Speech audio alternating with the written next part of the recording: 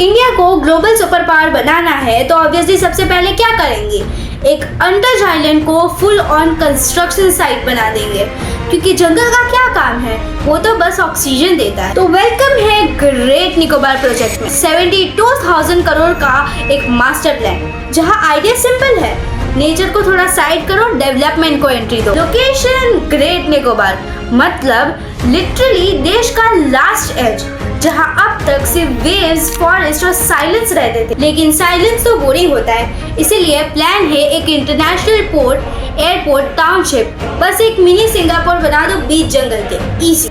अब सुनने में मस्त लग रहा है, जॉब्स आएंगी, ट्रेड बढ़ेगा, इंडिया का नाम ग्लोबल मैप पे चमकेगा और हम सब कमेंट्स में लिखेंगे प्राउड मूवमेंट, प्राउड मूवमेंट।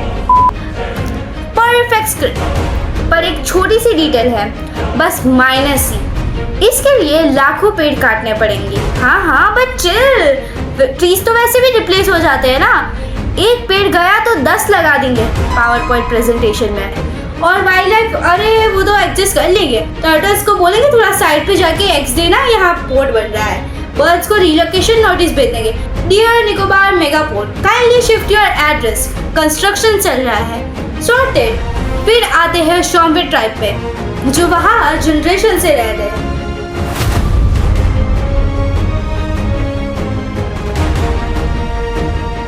लेकिन ऑब्वियसली उन्होंने MBA नहीं किया, उनको ग्लोबल ट्रेड का इम्पोर्टेंस नहीं पता है, तो उनका ओपिनियन थोड़ा ऑप्शनल। गवर्नमेंट बोल रही है स्ट्रैटेजिक प्रोजेक्ट है, चाइना को काउंटर करना है, इकोनॉमी बूस्ट करनी है, और ऑनेस्टली वो गलत भी नहीं है। इंडिया को ग्रो करना है, लेकिन ग्रो का मतलब सिर्फ नंबर होता है क्या? क्योंकि रीसेंट रिपोर्ट्स ये भी कह रही थी कि इंडिया की इकोनॉमी रैंकिंग 4th से 6th पोजीशन तक स्लिप हुई, तो अब प्रेशर और भी ज़्यादा है। नंबर ऊपर ले जाओ, चाहे नीचे कुछ भी गिर रहा हो, वो बाद में देख लेंगे। क्योंकि जब आप एक अर्थक्वेक प्रोन जोन में इतना बड़ा प्रोजेक्ट कर डालते हो, जब आप एक रेयर इकोसिस्टम को बुलडोज करते हो, तब आप सिर्फ लैंड डेवलप नहीं करते, आप रिस्क डेवलप कर रहे होते हो। पर चलो मान लेते हैं सब परफेक्ट होगा, no environmental damage, no cultural loss, सब स्मूथ, क्योंकि हिस्ट्री ने तो कभी गलती की ही नहीं है ना ऐसे प्रोजेक्ट में। सब हमेशा प्लान के अकॉर्डिंग ही चलता है। एंड में बस इतना है, हम सबको डेवलपमेंट चाहिए, AC room, fast internet, global power status, सब चाहिए।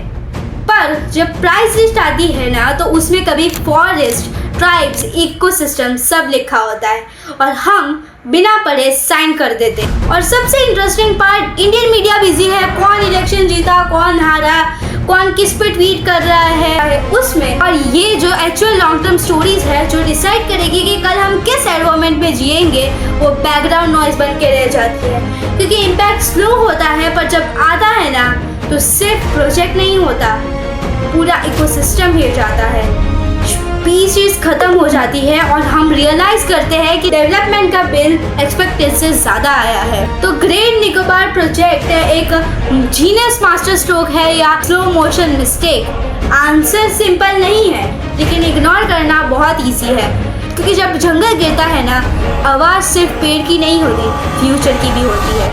आपका क्या कहना है? आप किसको चूज करोगे, फ्यूचर को या फिर नेचर को? Comment down below.